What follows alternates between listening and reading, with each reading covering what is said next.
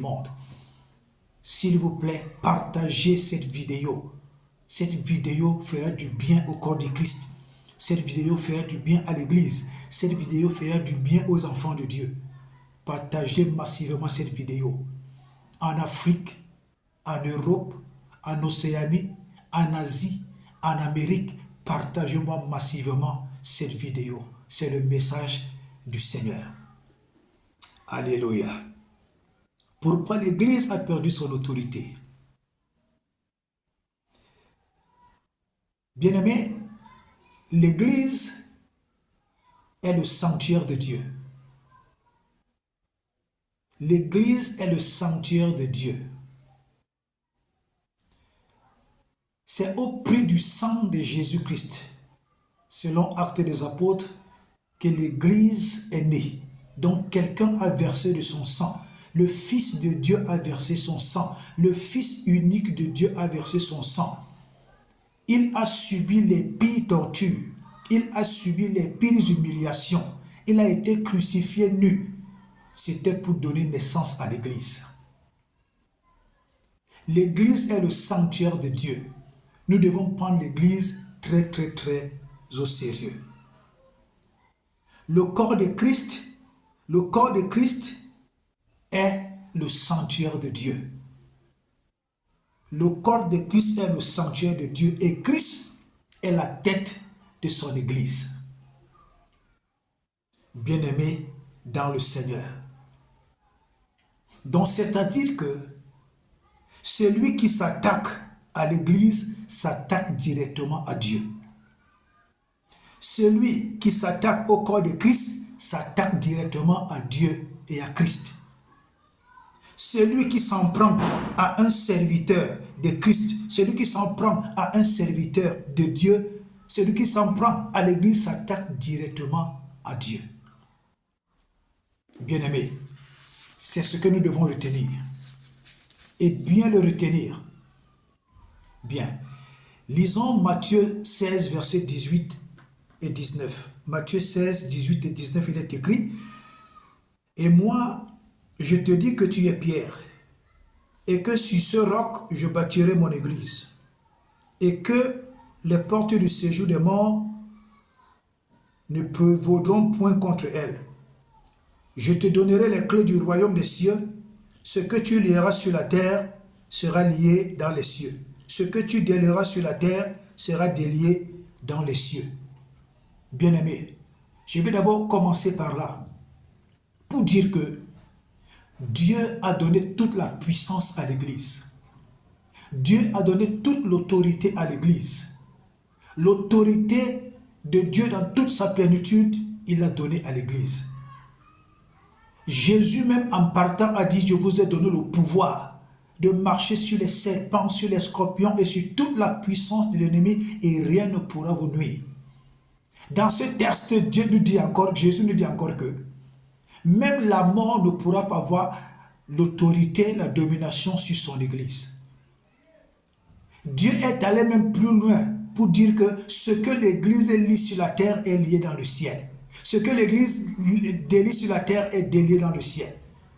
Voilà le pouvoir et la puissance que Dieu a donné à l'Église. Donc l'Église a une extrême et une très puissante autorité. Bien-aimés dans le Seigneur. L'Église est redoutable. L'Église est puissante. L'Église est la bouche même de Dieu. Bien-aimés. Lisons encore un autre passage. Matthieu 18, versets 18 et 21, il est écrit: Je vous l'ai dit en vérité, tout ce que vous lierez sur la terre sera lié dans le ciel, et tout ce que vous délierez sur la terre sera délié dans le ciel. Je vous dis encore que si deux d'entre vous s'accordent sur la terre pour demander une chose quelconque, elle sera accordée par mon Père qui est dans les cieux. Car là où deux ou trois sont assemblés à mon nom, je suis au milieu d'eux. Verset 21. Alors, Pierre s'approcha de lui et dit: Seigneur, combien de fois pardonnerai-je à mon frère lorsqu'il péchera contre moi? Sera-ce jusqu'à 7 fois? Jésus lui dit: Je ne te dis pas jusqu'à 7 fois, mais jusqu'à 70 fois 7 fois. Dieu va encore jusqu'à dire que si deux personnes se mettent en accord, voilà le pouvoir et la puissance que Dieu a donné à l'Église. Si deux personnes se mettent en accord, ce qu'ils demandent, Dieu accomplit. Maintenant, au verset 21, c'est là où tout commence encore à déranger. Pierre parle du pardon. Et Jésus lui dit non. Ce n'est pas une fois. Tu dois pardonner ton frère 77 fois. Tu dois pardonner ton frère 70 fois 7 fois. Donc 70 fois 7. Imagine le nombre de fois. Quand ton frère te fait quelque chose, tu dois lui pardonner. Plus de 70 fois 7. Mais aujourd'hui dans l'église, vous allez trouver que les personnes les plus méchantes, les personnes les plus mauvaises, les personnes les plus hypocrites, les personnes les plus dangereuses, ce sont les pasteurs eux-mêmes, ce sont des prophètes eux-mêmes, ce sont des serviteurs de Dieu, ce sont les femmes des serviteurs de Dieu qui sont les véritables problèmes de l'église. Il n'y a pas d'accord. Chacun gère sa petite boutique, il appelle ça église. Chacun gère sa petite épicerie, il appelle ça église. Chacun tient la couverture de son côté. Il n'y a pas d'entente, il n'y a pas d'accord, il n'y a rien du tout. Pourtant, Dieu a donné toute la puissance à l'église. Je ne voudrais pas brûler les étapes, j'aimerais que nous allions pas à pas. Alléluia. Lisons Jérémie 15, versets 19 à 21. Il est écrit: c'est pourquoi ainsi parle l'Éternel. Si tu te rattaches à moi, je te répondrai et tu tiendras devant moi.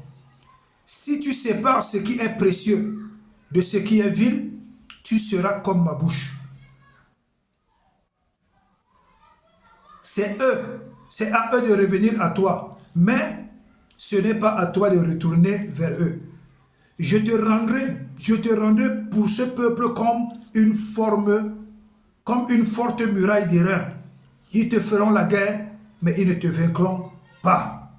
Car je serai avec toi pour te sauver et te délivrer, dit l'Éternel. Je te délivrerai de la main des méchants, je te sauverai de la main des violents. Voilà ce que Dieu dit dans Jérémie 15, verset 19, verset 21. Que si l'Église, c'est-à-dire les pasteurs, les enfants de Dieu, les épouses des pasteurs, si l'Église sépare ce qui est vil de ce qui est précieux, chacun de nous aura la bouche de Dieu. Donc si le pasteur sépare ce qui est vil de ce qui est précieux, si l'épouse du pasteur sépare ce qui est vil de ce qui est précieux, si les anciens d'église, les diacres, les anciens d'église, les évangélistes, les gens du protocole, les gens de l'intercesseur, le peuple de Dieu, séparent ce qui est vil de ce qui est précieux, leur bouche devient la bouche de Dieu. Et quand ta bouche devient la bouche de Dieu, c'est-à-dire que tu es à la dimension de Dieu pour déclarer les choses et puissamment les choses trouvent accomplissement. Dieu a tout donné à l'église, mais c'est l'église qui fout du bordel. Dieu a tout donné à l'église, mais c'est l'église qui bafoue l'autorité de Dieu. Dieu a tout donné à l'église, mais c'est l'église qui met Dieu dans la boue, qui met l'autorité de Dieu dans la boue. C'est pourquoi aujourd'hui l'église n'est plus puissante. L'église n'a aucune onction. N'importe qui peut piétiner l'église, il n'est pas frappé. N'importe qui peut insulter l'église, il n'est pas frappé. N'importe qui peut faire du n'importe quoi contre l'église, contre les oints de Dieu, contre les enfants de Dieu, il n'est pas frappé. Pourquoi? Parce que dans leur vie, on trouve des choses viles. Dans leur vie, on trouve des choses méchantes. Dans leur vie, on trouve tout ce qui ressemble à Satan. Jésus a dit quelque part qu'il est en train de partir. Le prince de ce monde arrive. Et Jésus a dit qu'il n'y a rien de lui en moi. Donc rien de ce qui appartenait à Satan, on pouvait le trouver en Jésus. C'est ce que Jésus voudrait. Il voudrait que l'Église, depuis les serviteurs de Dieu jusqu'aux chrétiens, jusqu'aux anciens, jusqu'à tous les départements d'une Église, que en chacun on ne trouve pas les œuvres du diable. Ce sont ces œuvres du diable qui diluent, qui empêchent la manifestation puissante de l'autorité de Dieu. Alléluia. Alléluia. C'est le comportement des conducteurs, le comportement des leaders, le comportement des épouses des pasteurs, le comportement de certains anciens, le comportement de la chorale, le comportement de l'intercession, mais surtout le comportement du leader. Un comportement faux, un comportement hypocrite, un comportement bandit, un comportement mesquin. C'est ce qui introduit la mort dans l'église. Or, Jésus a dit que les portes du séjour de mort ne peuvent donc pas sur l'église. Mais à cause du comportement de certains chrétiens, du comportement des leaders, le comportement des pasteurs, ils ont réussi à faire entrer la mort dans l'église.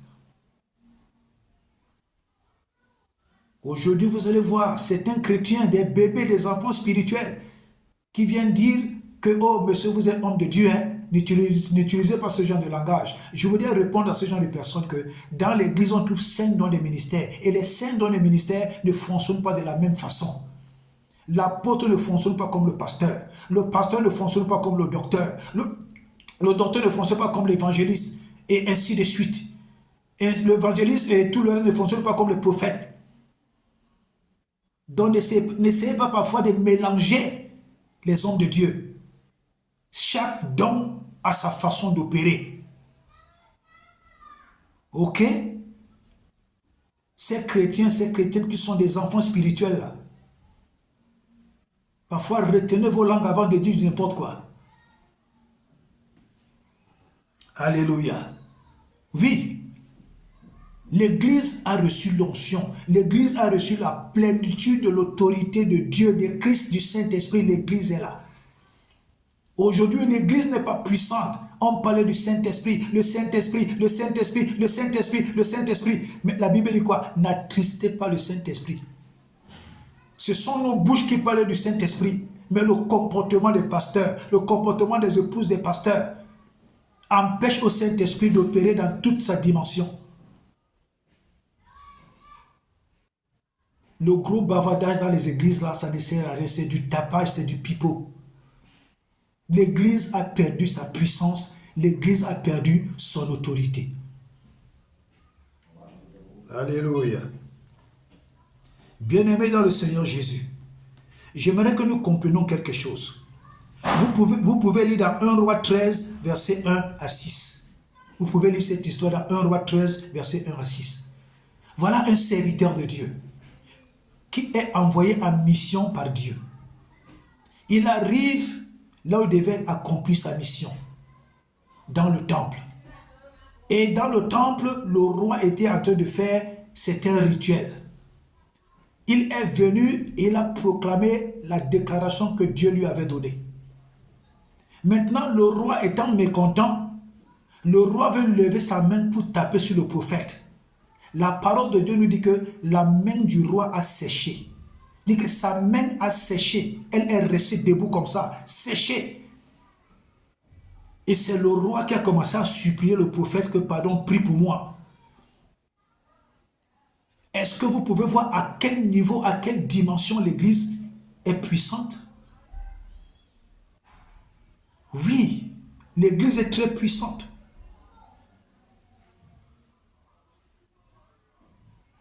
À voir seulement cette histoire, tu comprends que si les hommes de Dieu mettaient du sérieux dans l'église, si les hommes de Dieu mettaient de la discipline, si les hommes de Dieu évitaient de se compromettre dans des bêtises les plus inimaginables que même Satan ne peut pas commettre, si que l'église est très puissante, si que n'importe qui ne peut pas porter la main sur un homme de Dieu, que ce soit un roi, que ce soit un président, que ce soit un chef, que ce soit une autorité militaire, qui que ce soit, si l'église était sérieuse, c'est que personne ne peut porter la main sur un homme de Dieu. Mais si aujourd'hui ça arrive, c'est qu'il y a des hommes de Dieu qui sont complices. Une autorité ne peut pas se lever et aller arrêter un homme de Dieu comme ça. Soit les hommes de Dieu sont complices. Ah oui. Soit les hommes de Dieu sont complices, soit alors il a fait quelque chose de mauvais. Peut-être la drogue, peut-être tuer quelqu'un, oui. Mais te lever, aller arrêter un homme de Dieu comme ça qui est vrai. Non, Dieu va te foudroyer, qui que tu sois. Voilà ce qui arrive à ce roi. Quiconque s'attaque aux intérêts de Dieu, Dieu va le ridiculiser. Quiconque s'attaque aux intérêts de Dieu, Dieu va lui rendre la vie difficile. Il va finir dans la honte, dans une honte chronique, une honte très humiliante. Bien-aimé. Regardons aussi l'histoire de Élie. Élie a fermé le ciel pendant 3 ans et 6 mois. Quand nous lisons 1 Roi 17, verset 1 et Jacques 5, verset 17, Élie a fermé le ciel pendant 3 ans et 6 mois. Voilà ce que l'Église est capable de faire. Mais aujourd'hui, ce sont des faux pasteurs, les faux prophètes, les faux hommes de Dieu qui combattent les vrais. Qui font des magouilles, qui font des coups bas pour que les vrais serviteurs de Dieu, pour que les vrais prophètes de Dieu soient arrêtés et jetés en prison.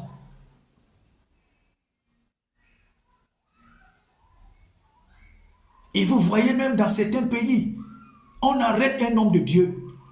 Il n'a rien fait du tout. Parce qu'il a juste parlé, il a juste fait une prophétie, il a parlé, il a prêché. On vient l'arrêter à cause des choses qu'il a dites qui sont sorties de sa bouche. Et les qui sont derrière toutes ces combines, ce sont des pasteurs même encore. Ce sont des faux serviteurs de Dieu.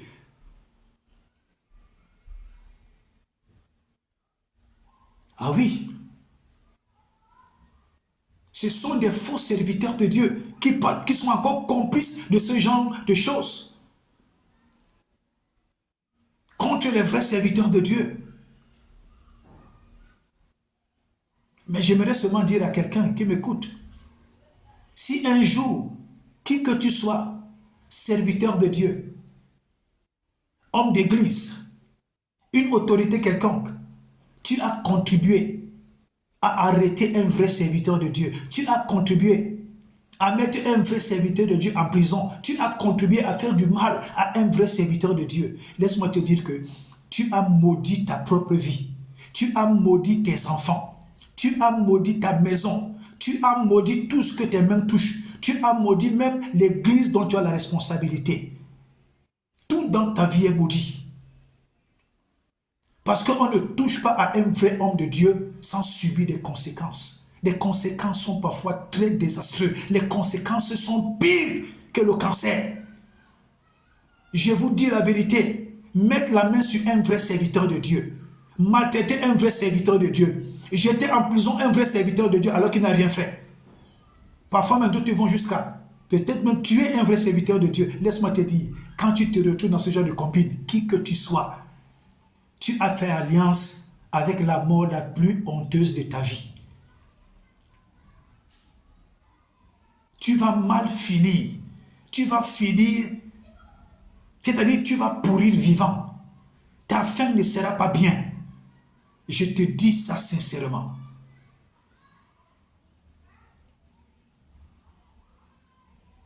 Alléluia. Pourquoi je le dis? Si nous pouvons lire l'histoire de Pharaon et de Sarah. Pharaon a convoité Sarah. Donc c'est-à-dire que Pharaon n'était plus dans la volonté de Dieu. Il n'était pas dans la volonté de Dieu. Dans Genèse 12, versets 14 à 17. Pharaon a convoité Sarah. Et qu'est-ce qui s'est passé? Dieu a frappé de plein toute la maison de Pharaon. Toute la maison de Pharaon a été frappée des maladies très graves, des maladies répugnantes. Toute la maison de Pharaon était en danger de mort. À cause de quoi? À cause de Sarah, la femme d'Abraham. Donc laisse-moi te dire, homme d'église, serviteur de Dieu, une quelconque autorité, dès que tu touches aux intérêts de Dieu, dès que tu contribues à déstabiliser les intérêts de Dieu, dès que tu contribues à déstabiliser un homme de Dieu, dès que tu contribues à mettre mal à l'aise un homme de Dieu, à mettre mal à l'aise les intérêts de Dieu, parce que quand tu mets un homme de Dieu mal à l'aise, tu le déstabilises, tu déstabilises l'église dont il a la responsabilité. Et à chaque âme de cette église qui est déstabilisée, Dieu va t'imputer cette faute. Et comme Dieu a frappé la maison de Pharaon des plaies, des malédictions répugnantes, c'est la même chose qui va vous arriver. C'est la même chose qui va t'arriver, homme d'église. C'est la même chose qui va t'arriver, toi l'autorité qui a osé mettre ta main sur un homme de Dieu. Vous les hommes de Dieu, vous n'aidez pas les autorités. Dites aux autorités que c'est dangereux de mettre la main sur un homme de Dieu. C'est dangereux de toucher la vie d'un homme de Dieu. Quand tu le fais, tu t'es maudit toi-même. Tu as maudit tes enfants. Tu as maudit ton épouse. Tu as maudit ta vie. Tu as maudit ton pouvoir. Tu as maudit tout ce que tu as. Et tu vas mal finir. Tu vas mal finir. Parce que Dieu est sans pitié en ce qui concerne ses intérêts. Dieu est sans pitié en ce qui concerne son œuvre. Dieu ne respecte personne. Que tu sois apôtre, que tu sois archibishop, que tu sois bishop, que tu sois une autorité quelconque, quel qu'en soit ton rang en tant qu'autorité, quel qu'en soit ton titre en tant qu'autorité, que tu sois prophète, qui que tu sois, quand tu contribues à faire du mal à un homme de Dieu, sache que tu as fait alliance avec la mort la plus répugnante. Tu vas mal finir. J'ai dit, tu vas très mal finir. Tous ceux qui se sont lancés dans ce jeu, de faire du mal à l'église, de faire du mal au corps de Christ, de faire du mal à un vrai homme de Dieu, ils ont péri. Ils ont mal péri, ils ont mal fini. Ils sont morts en sentant mauvais. C'est pourquoi, je dis encore, Dieu a donné l'autorité à l'église. Mais ce sont les pasteurs même, les serviteurs de Dieu même, les épouses de pasteurs, certains anciens, certains enfants de Dieu, qui ont détruit, qui ont empêché et qui continuent d'empêcher à l'église d'avoir cette puissance. Alléluia. La deuxième histoire, ça concerne Abimelech, dans Genèse 20, versets 1 à 7. Abimelech prend la femme de Abraham. Dès qu'il prend Sarah, la femme de Abraham, Dieu lui apparaît dans la nuit et Dieu lui dit, remets la femme de cet homme, sinon tu vas mourir. Non seulement toi, mais tout ce que tu possèdes va mourir. Donc c'est-à-dire que toi-même, ta femme, tes enfants, tes entreprises, ton titre, ton pouvoir, tout ce que tu possèdes va mourir. Remets la femme de cet homme. Il est un prophète. Il va prier pour toi et tu vas vivre. Quand tu es un vrai homme de Dieu, quand tu es un vrai serviteur de Dieu, quand tu es un vrai prophète de Dieu, tous ceux qui s'attaquent à ta vie ont fait alliance avec la mort. Tous ceux qui s'attaquent à ta vie ont fait alliance avec la mort. Parce que Dieu ne tergiverse pas. Dieu ne plaisante pas. J'ai fait une vidéo où j'ai dit, le jugement de Dieu sera effroyable. Dieu ne plaisante pas. Aucun homme de Dieu n'est au-dessus de Dieu. Donc les pasteurs, qui que vous êtes, vous ne pouvez pas faire le chantage à Dieu. Vous partez tromper les autorités, vous les conduisez dans les erreurs. Vous encouragez les autorités à arrêter les hommes de Dieu. Vous encouragez les autorités à mettre la main sur les hommes de Dieu. Pourtant, vous les pasteurs, vous savez que lorsque tu mets la main sur un homme de Dieu qui est vrai, tu es maudit. Cette autorité entre directement dans la malédiction. Sa vie est maudite. La vie de ses enfants sont maudits. La vie de son épouse est maudite. Son pouvoir est maudit. Ses fonctions sont maudites. Ses entreprises sont maudites. Ses finances sont maudites. Tout ce qui est là est maudit. Tout ce qui est là est déjà entré dans la mort. Oui.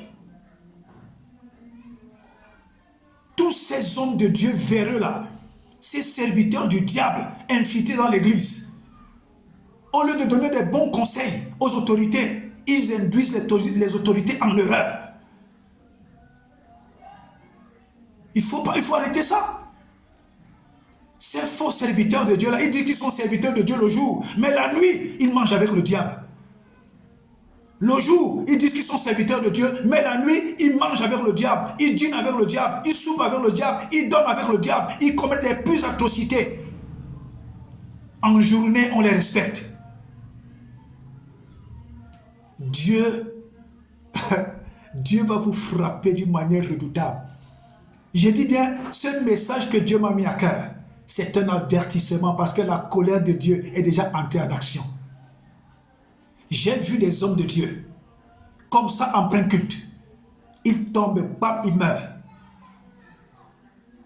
On dit non, c'est Dieu qui a pris. Non, vraiment, mais après enquête, on se rend compte que c'était quelqu'un qui commettait l'adultère. Il était méchant, il était mauvais, il faisait tellement de mauvaises choses. J'ai vu des hommes de Dieu, pendant le culte, pendant l'adoration, dès qu'ils se mettent à genoux pour adorer, ils tombent là, ils meurent. Après enquête, on trouve que c'est quelqu'un qui avait une mauvaise vie. Je vous dis encore, vous ces faux serviteurs de Dieu, qui empêchez à l'église de prospérer, qui empêchez à l'église de faire bien son travail, vous combinez pour vous attaquer aux vrais hommes de Dieu. Laissez-moi vous dire qu'on ne mange pas Dieu. On ne mange pas Dieu. Vos fins sont déjà programmées. Vos chutes sont déjà programmées. Vos morts sont déjà programmées. Et vous et toutes vos familles. C'est la parole de Dieu, ce n'est pas moi.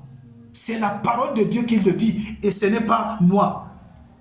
Genèse 20, verset 1 à 7.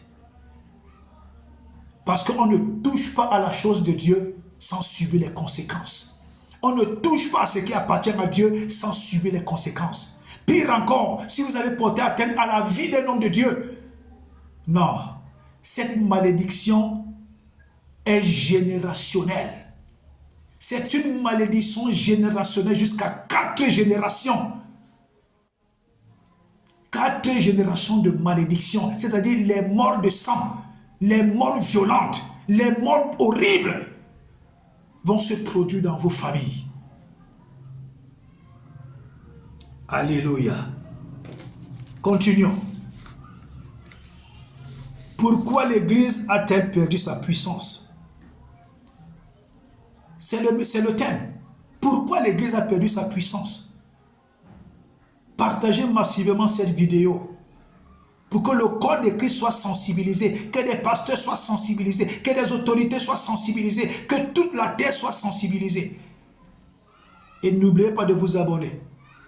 Alléluia. Pourquoi l'Église a perdu sa puissance? L'Église n'est plus puissante à cause de quoi? À cause des infiltrés qui sont entrés dans l'Église. Les infiltrés, les serviteurs du diable. Vous allez lire les passages. 1 Jean 3, verset 8 à 10. 2 Pierre 2, verset 1 à 3. Parce qu'en lisant, la vidéo sera longue. Vous allez lire vous-même. L'Église n'est plus puissante à cause des infiltrés du diable. Des serviteurs du diable se sont infiltrés dans l'Église avec des cols blancs comme s'ils étaient des pasteurs. Or, ce sont des serviteurs du diable. J'ai toujours dit aux gens que tout le monde peut prêcher. Après Jésus, le meilleur prédicateur, c'est Satan. Donc le fait que quelqu'un prêche, le fait que quelqu'un a des révélations, ça ne prouve pas qu'il est un vrai serviteur de Dieu. Ça ne prouve pas qu'il est un vrai homme de Dieu. Même des fous prêchent. Alléluia. C'est pourquoi le Seigneur dit, vous allez les reconnaître par leurs fruits. Vous également, enfants de Dieu, vous qui m'écoutez, vous connaissez bien que votre pasteur est hypocrite, est méchant, est mauvais. Il baptise avec des choses les plus répugnantes. Et vous continuez de rester dans cette église et vous continuez de l'appeler papa. C'est-à-dire que vous contribuez à sa méchanceté. Sortez de ces lieux-là. comme le Seigneur dit, sortez de ces milieux-là. Sortez de ces milieux-là. Vous ne pouvez pas voir un pasteur qui pactise avec le diable. Un pasteur qui contribue pour qu'on mette un autre pasteur en prison. Un pasteur qui contribue à détruire notre ministère. Vous restez dans cette église, sortez de cette église-là. Ce n'est pas un vrai pasteur, ce n'est pas un vrai serviteur de Dieu. C'est un agent du diable qui est infiltré dans le corps de Christ. Et ils sont nombreux comme ça. Ils se sont infiltrés dans les églises pour détruire des ministères, pour détruire les vies des pasteurs, pour détruire la vie des serviteurs de Dieu, pour détruire la vie des femmes des autres pasteurs. Ils sont pleins. Ils viennent dans une église, ils cherchent à coucher avec la femme du pasteur qu'il a invité. Des serviteurs du diable.